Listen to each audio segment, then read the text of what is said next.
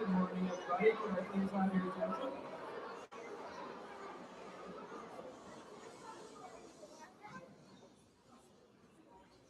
Could we please rise for the marching of flags by our Legion members?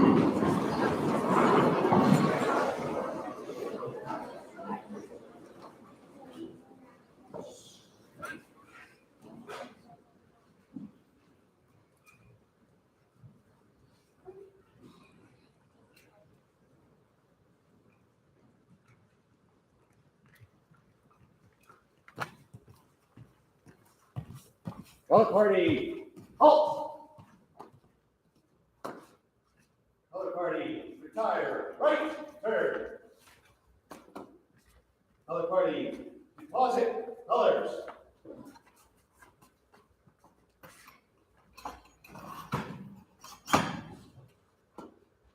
Color party, left, turn. Color party, whip, march.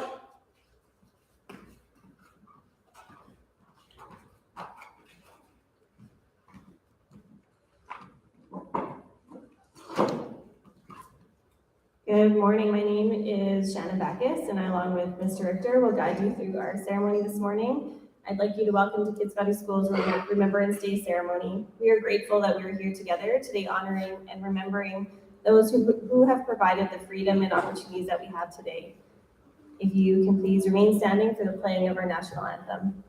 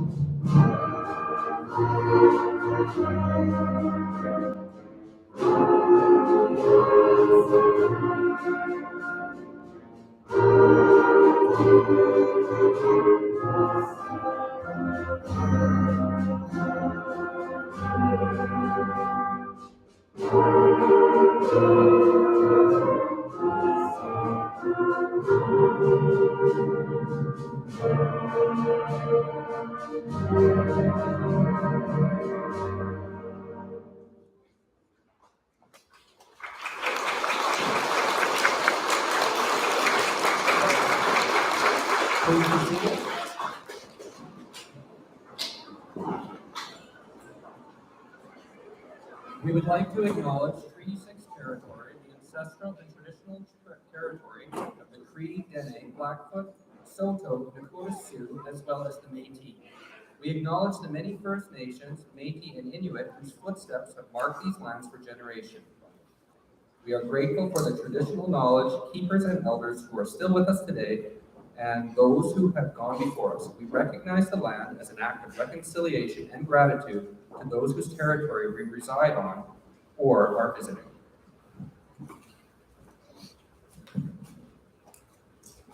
Now, I would like to introduce Mr. Hobbles, Kids Buddy High School Principal, to open our Remembrance Day ceremony and welcome our guests and dignitaries.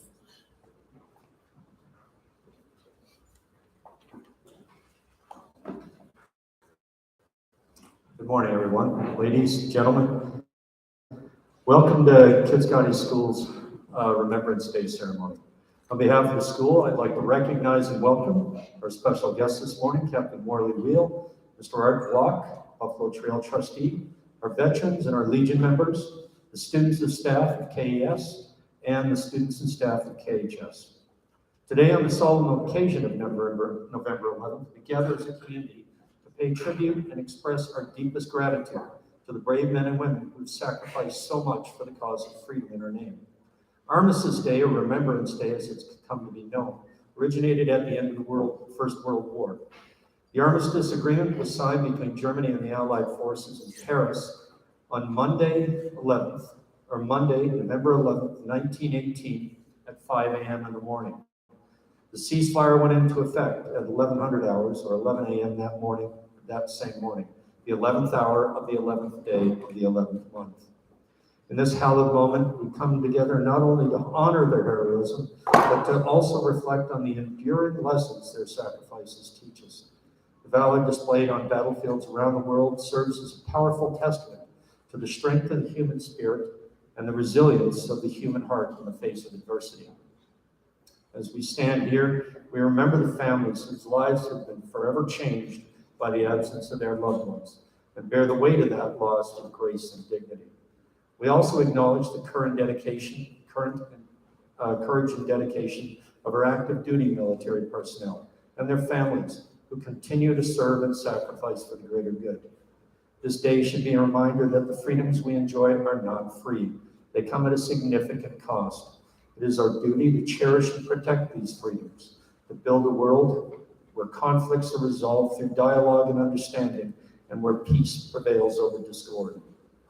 As we engage in this ceremony, do so with reverence, gratitude, and a deep sense of commitment. Carry the spirit of this day forward, honoring the sacrifices of our veterans, not just in words, but in your actions, by promoting peace, understanding, and unity within our school and broader community. Now, on behalf of our school, I'd like to introduce a current serving member of the military, Captain Morley Wheel.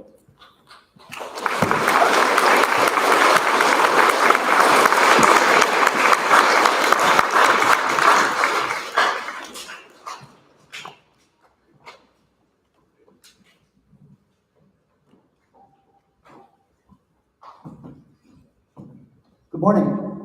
My name is Captain Morley Wheel. I am a communications officer with the 1st Canadian Mechanized Brigade Group, headquarters in Signal Squadron out of CFB Edmonton. I have served in the forces for 27 years.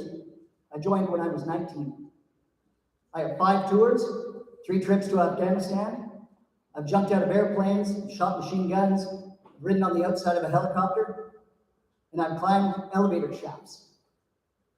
I have an awful lot of stories. However, it is my privilege and my pleasure to join you today in honoring those who have served in Canada's military and those who continue to serve. Next slide, please. Every year during the week before Remembrance Day, we pause to recognize, reflect, and remember the service and sacrifices of the Canadian soldiers, sailors, and aviators. Both past and present, they have shown great strength and courage in defending Canada and Canadians as well as our allies and the values that we all hold dear. Values like democracy, freedom. On peacekeeping missions and on training missions and in response to natural disasters, the history of Canadians in combat stretches well back before Confederation, it was 1867, and into the 20th and 21st century. But all of us who have served are bonded together by our desire to help those in need and to make the world a better place, no matter how difficult or how dangerous the conditions. Next slide, please. Just imagine the courage it took to leave home at the start of the Korean War 75 years ago. You couldn't write home very often, and when you did, the letter sometimes took months to arrive at home, and then months later to get a response. For families at home, that's a very long time, not knowing where your loved one was, or if they were still alive, or if they were injured or ill. That was their reality. While Canada's military history is inspiring, often heart-wrenching, you might feel like it's irrelevant or difficult to hear. But today's members of the Canadian Armed Forces are still fighting to defend and uphold the values of peace, freedom, and democracy. No different than the courageous veterans that all came before them. Next slide. The one thing that's changed, though, for today, is the way that the wars are fought. Gone are the days of soldiers fighting in trenches. With technology advancing at an exponential rate, warfare is more likely to be augmented with social media, disinformation, and remote drones. And while the shape of the battle has changed, the challenges that the soldiers face still remain the same. Long nights away from home, missed birthdays, missed anniversaries, missed graduations, and the very real dangers of serving in a chaotic situation, both at home and abroad. But it's all worthwhile when you realize that you're out there making a difference. Next slide, please. Members of the Canadian Armed Forces are proud to wear our uniforms and to represent Canada wherever we are in the world. We are honored to join a long line of veterans who remain steadfast in times of chaos and violence to maintain or create a better world for all of us. Canada's military history is marked by stories of tremendous achievements and sacrifice. Members of the Canadian Armed Forces have served valiantly in 2 world wars, Korea, Afghanistan, and countless peacekeeping and training missions around the globe. Being part of Canada's military can be a difficult and dangerous job. And the reasons for joining are as diverse as the hundreds of thousands of members, past and present, who have served in the Army, Navy, and Air Force. But we're all united by one common goal, that of making a difference, defending Canada and Canadians, and contributing to a more peaceful and prosperous world. So I'm grateful for this opportunity to help all of you learn about the strengths and sacrifice of Canada's veterans and military members. Next slide.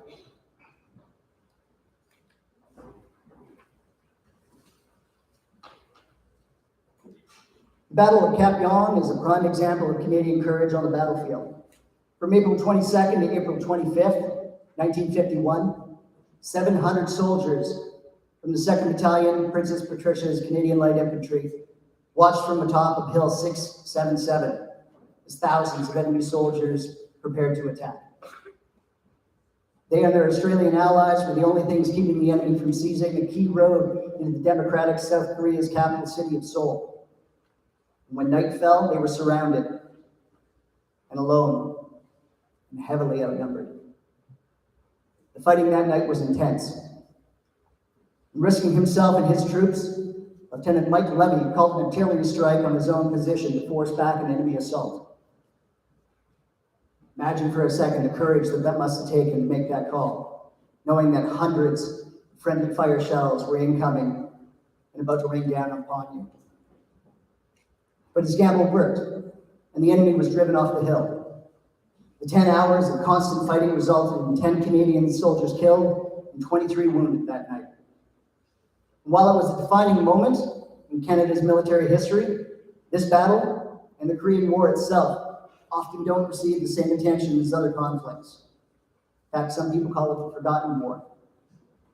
But we're changing that by sharing these stories. Next slide. You may know that Canada has a long tradition of standing up for peace and security around the world. This year is the 75th anniversary of the United Nations peacekeeping. Canadian Lester B. Pearson was awarded the Nobel Peace Prize for his role in creating the UN's first modern peace and police force. And more than 1,250 Canadian peacekeepers, 125,000 Canadian peacekeepers have been deployed all around the world in support of the UN. They've served in places like Cyprus, Serbia and Croatia, Africa, and Haiti, often at great personal risk. Since Canadians began taking part in the peacekeeping operations, an estimated 130 Canadian service members have lost their lives in this dangerous line of work. Maintaining the peace that others have fought hard to achieve is the responsibility for those serving now and those serving in the future. Next slide, please. Whatever their backgrounds, whatever their strengths, whether they wear Army, Navy, or Air Force uniforms, today's members of the Canadian Armed Forces carry on a proud legacy that dates back to before Confederation. As we speak, Canada is currently training members of the Armed Forces of Ukraine with our partner nations and working with NATO and Latvia to ensure the peace and security of Central and Eastern Europe. Around the globe, we are working with our NATO allies and international partners to uphold regional stability and prosperity. Next slide. And despite our involvement in international deployments, we remain on call to help communities right here at home. This year has been the worst wildfire season in Canadian history. And we have assisted those in need on our own soil with courage and dedication. Next slide. I am proud to have served in the Canadian Forces and continue to serve in the Canadian Armed Forces. I'm proud to serve my country, and I'm proud to serve all of you.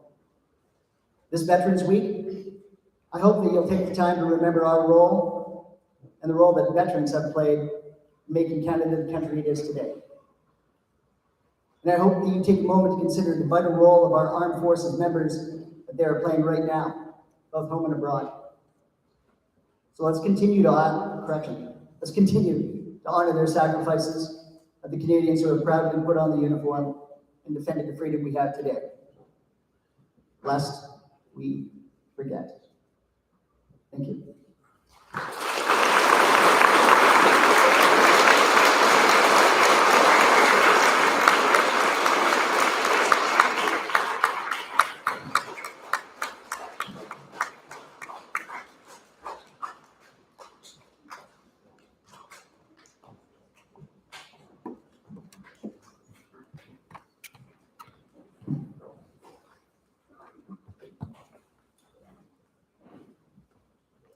Thank you, Captain Wheel.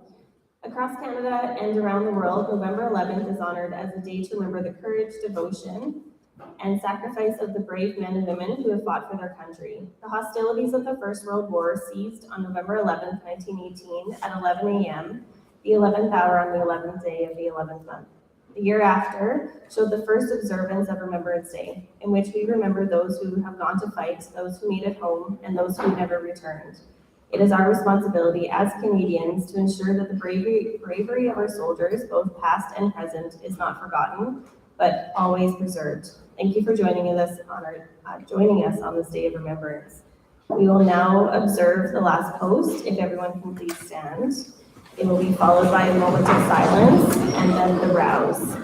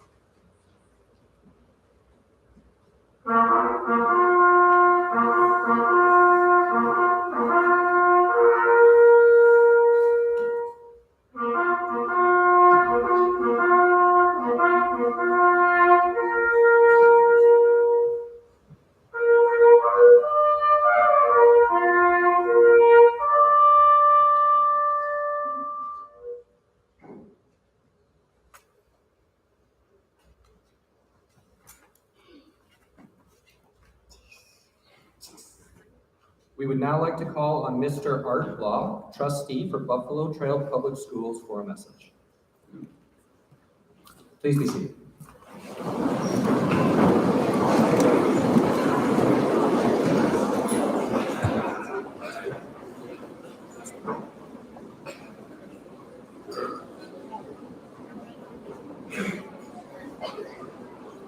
Thank you for inviting me to this remembrance service. Thank you for your words you spoke. I have a special interest in remembering our veterans because my son-in-law, Richard, is a veteran who served in the Afghanistan War as a soldier in the 9th Platoon, C Company, 2nd Battalion, Princess Patricia's Canadian Light Infantry. In August of 2008. My wife and I were traveling to a concert in Millet, Alberta, when we got a phone call from our daughter.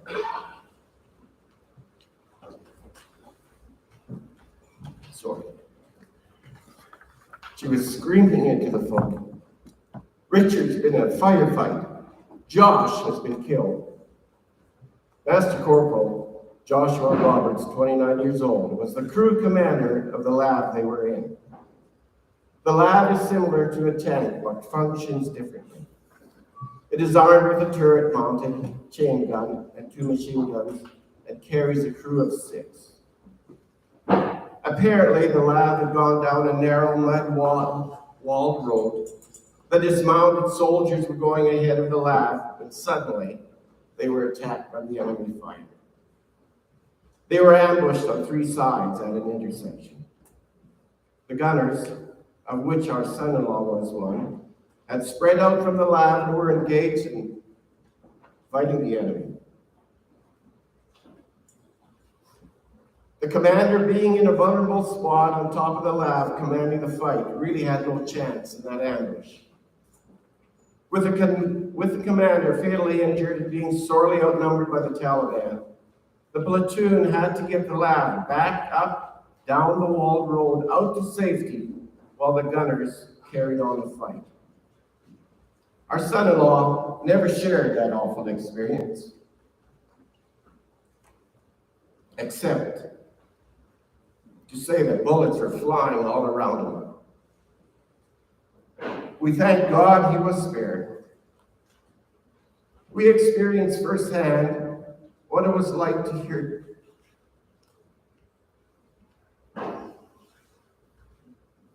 devastating news from the war. Scars from battle are very real with our veterans. 40,000 Canadian soldiers served in that war. Canada lost 158 soldiers in the Afghanistan war. I am so pleased to be able to participate in honoring our veterans today.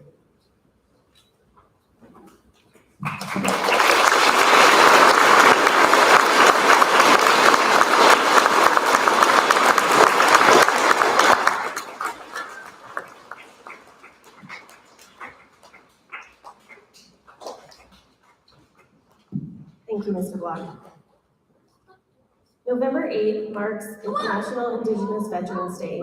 While exact statistics are difficult to determine, the rate of Indigenous participation in Canada's military efforts over the years has been impressive. These determined volunteers were often forced to overcome many challenges to serve in uniform, from learning a new language and adapting to a cultural difference, to having to travel great distances from the remote communities just to enlist.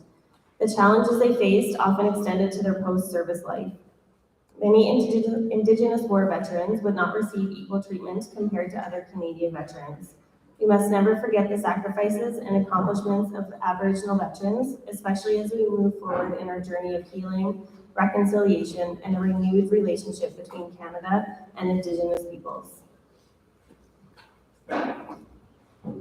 We now invite our Legion member, Peter Green, to recite the Act of Remembrance. At the end, we ask that you recite, "We will remember them."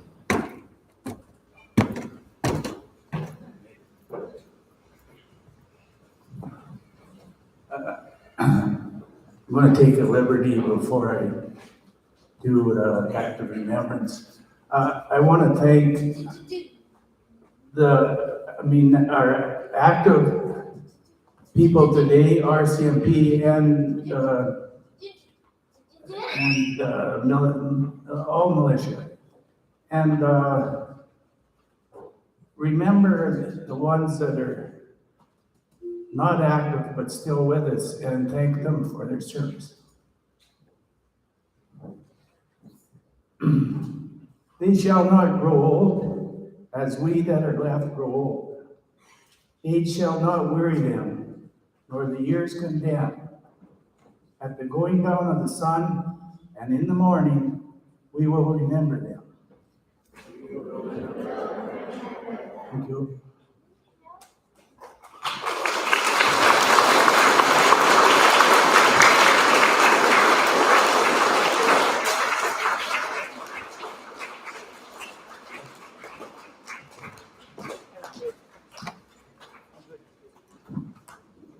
Thomas Bogutsky will now recite the commitment to remember. At the end, I will ask that you recite, "We will remember them."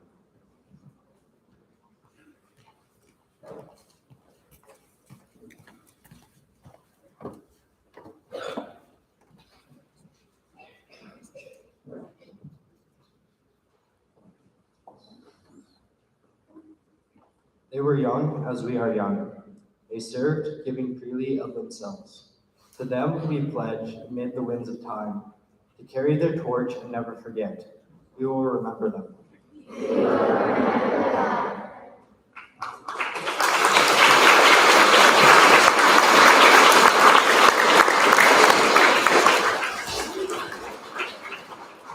We now invite the grade 6 students to recite In Flanders Fields by Lieutenant Colonel John McCrae.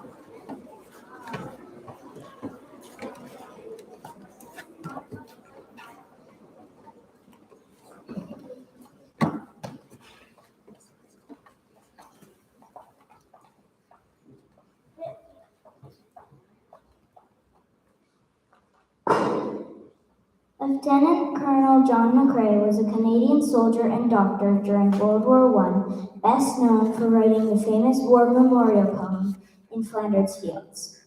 McCrae wrote the poem in May of 1915 after one of his friends, also a soldier in the war, was killed by an artillery shell.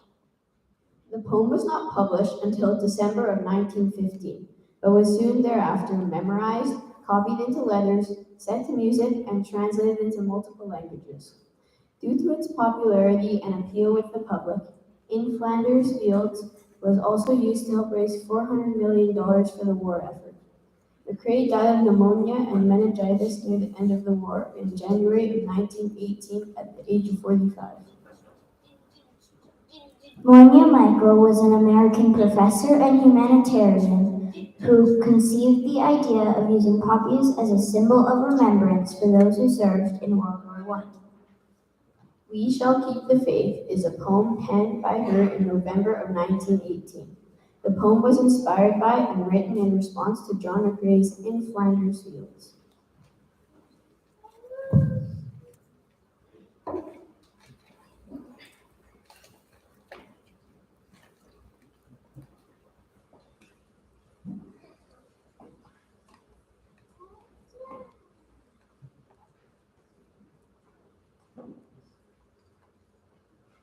In Flanders fields the poppies grow, between the crosses row on row, that mark our place. And in the sky the larks so bravely singing fly, scarce heard amid the guns below.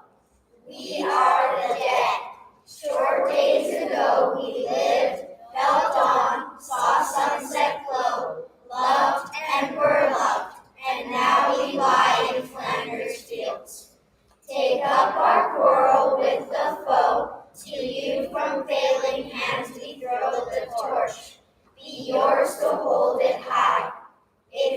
break faith with us who die.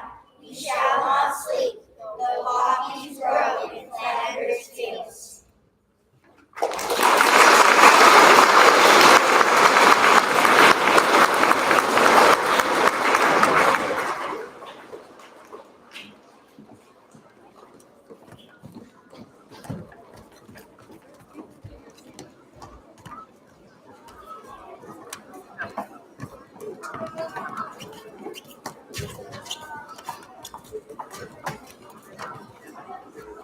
In response, we invite the grade 5 students to recite "We Shall Keep the Faith" by Moina Michael.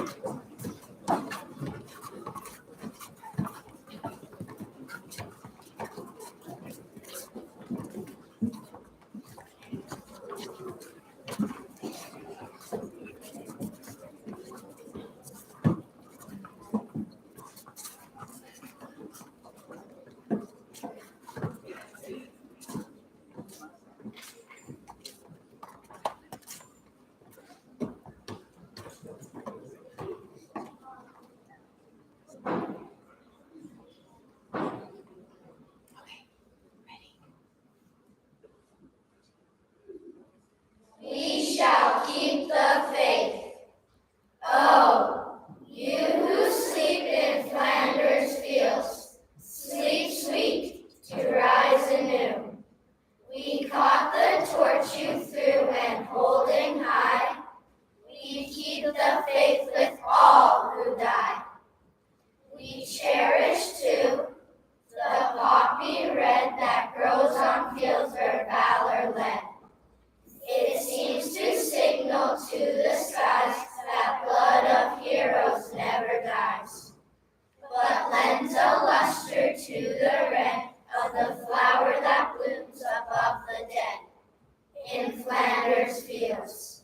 There is honor of the dead. Fear not that ye have died for naught.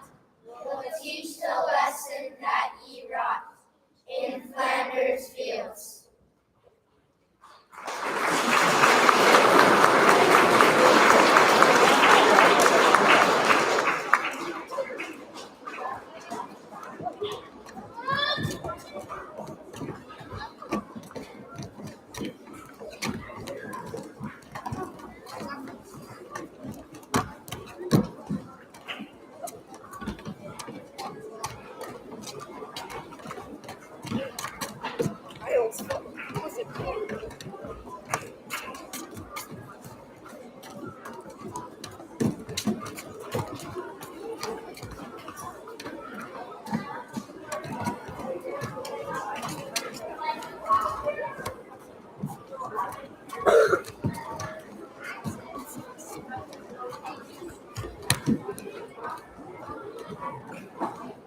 We now invite 2 representatives from each grade at KES Elementary School to lay wreaths.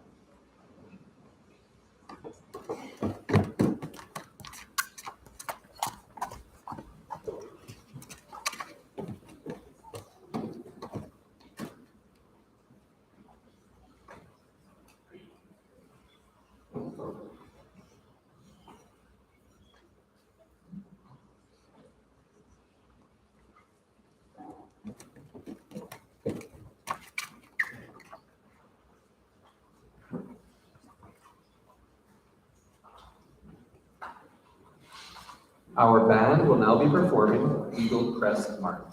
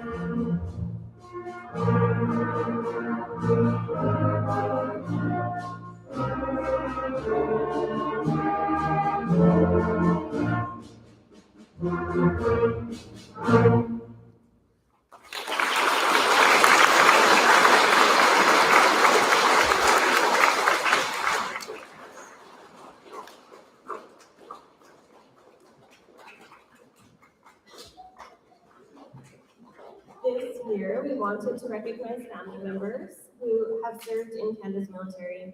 Information about these individuals has been gathered through contributions from our KES and KHS community.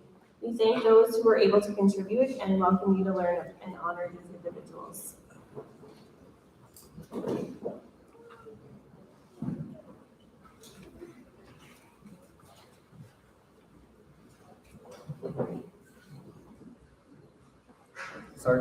Sergeant James Patrick Hayes, Royal Canadian Air Force, World War II, position air gunner, relative of April Alexa and Ashton Wagner.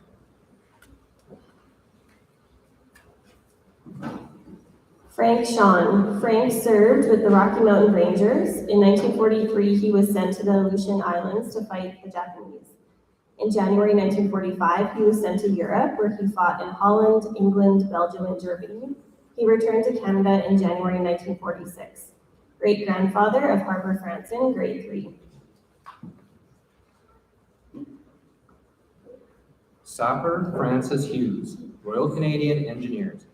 Served during World War II at the beach of Normandy and the Korean War. Relatives of Oliver Wood, grade 7. Sapper Norman Hughes, served during World War I, relative of Oliver Wood, grade 7. Sergeant N.C. Rusty Smith, Air Weapons Technician, 1964 to 1989. One of his first training courses was a nuclear defense indoctrination course in July 1965 during the Cold War. After his retirement, he spent a couple of years in the reserves. Grandfather, Ainsley Backus, grade 2.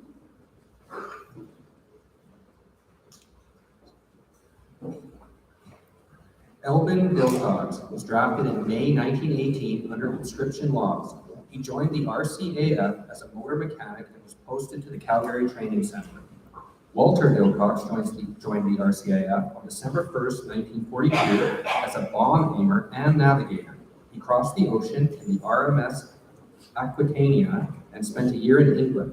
After D-Day, he signed up for active duty in the South Pacific. He was sent home for 30 days leave, and before his leave was up, the war was over. Great-great-grandfather and great-great-great-uncle of Ainsley Backus, grade 2.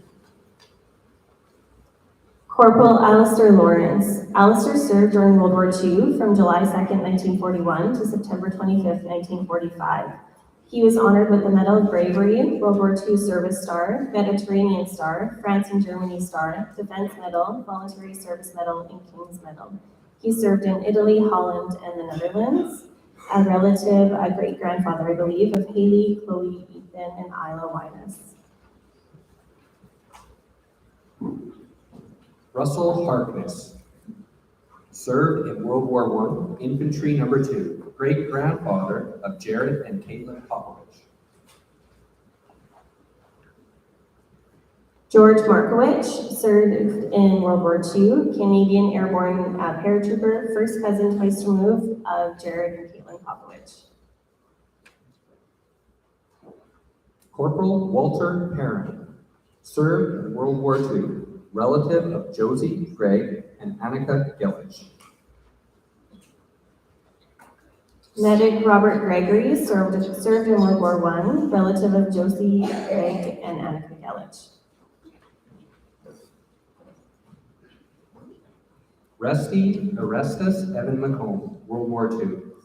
Resty was from the Black Cape, Quebec. He joined the Signal Corps in Ontario. He was initially stationed in England and later deployed to Italy and Holland. He drove a motorcycle, delivering messages to the front lines during World War II in Europe. Many of the dispatch riders did not return. Great-grandfather of Blake and Ryan Lessner, and Heston, Presley, and Reese McComb.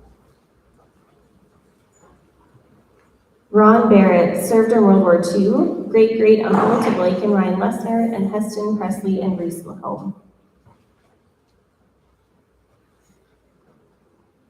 Ferdinand Schiller was born in Tyvan, Saskatchewan.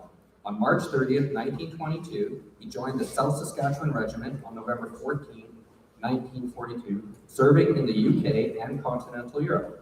He was wounded with shrapnel in the back and he was discharged on January 7th, 1946.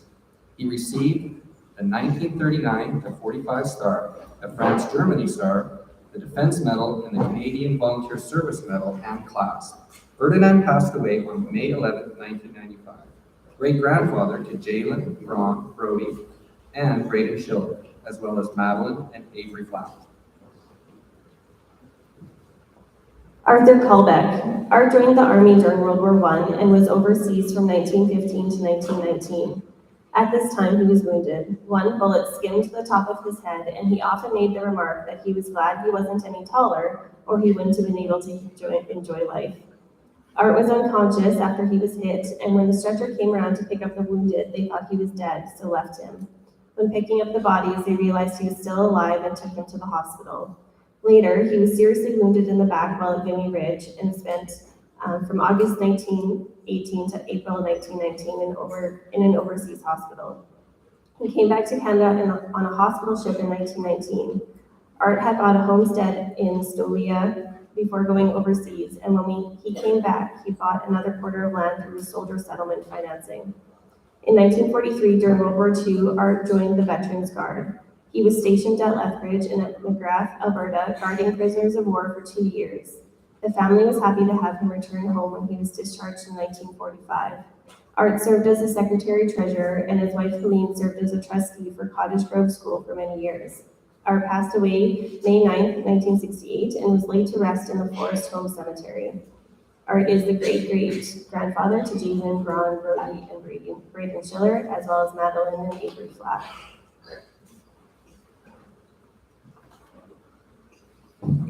Peter Cossey. Peter fought in the Second World War. He was in the Royal Canadian Army Service Corps.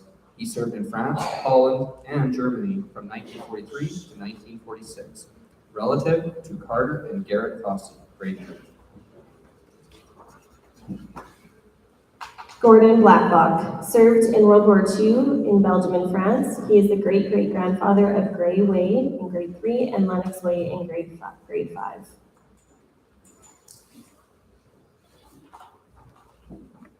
Kid Scotty and area servicemen who gave the last full measure of devotion to their country. Eric Blake, Harry Cambridge, Kenneth Durham, Charles Mitchell, J.E. Potter, Thomas Seabrook, and Arthur Wilkinson.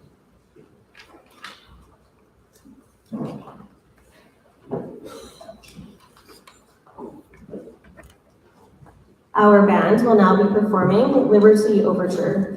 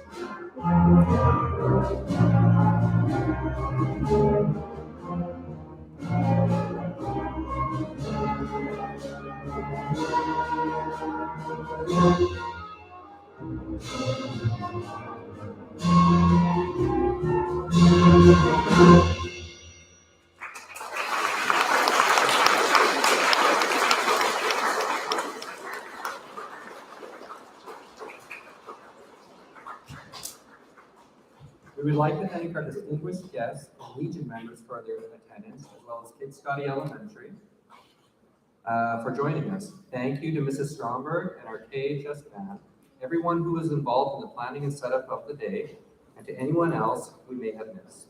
We would now like to welcome Mr. Stromberg to say a few closing remarks. We will end the ceremony with God Save the King and allowing the Legion to retire the flags.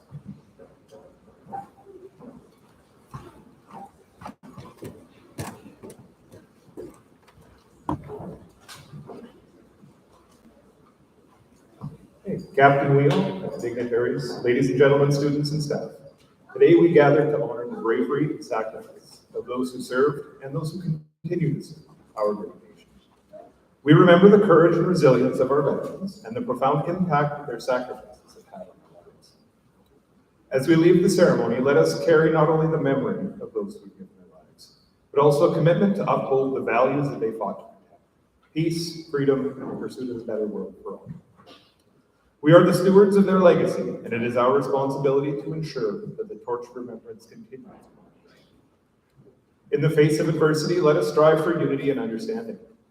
In the face of conflict, let us strive for resolution through dialogue and compassion. Let the lessons of history guide us toward a future marked by peace and cooperation. On behalf of both Kids Scotty schools, I thank you all for joining us in this ceremony of remembrance. May we carry the spirit of this day with us throughout the year and honor the sacrifices of our veterans in everything.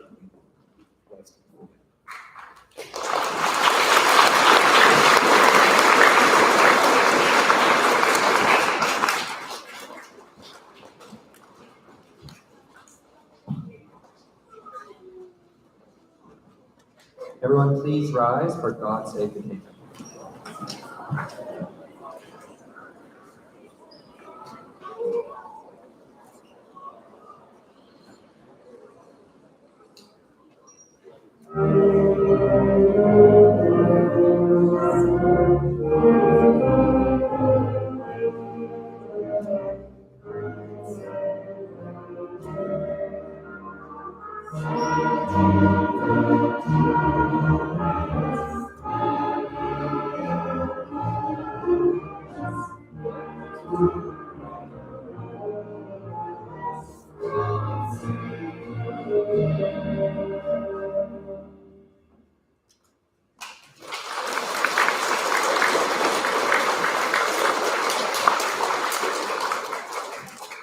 We would now ask that everybody please be seated while we allow the elementary school to leave the school. Oh, sorry, not yet, sorry, my fault. We have to retire the flags first. Color party. Everybody stand, please. Sorry, my fault, sorry.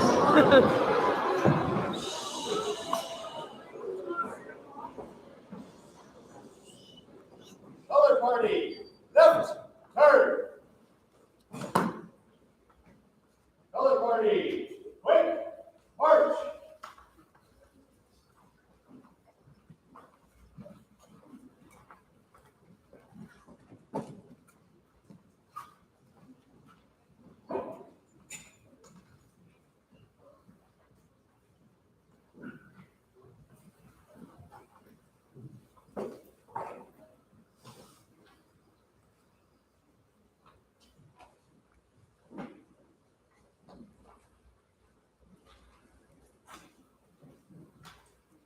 Okay, let's try that again. We would ask that everybody remain seated while we invite the elementary school to lead the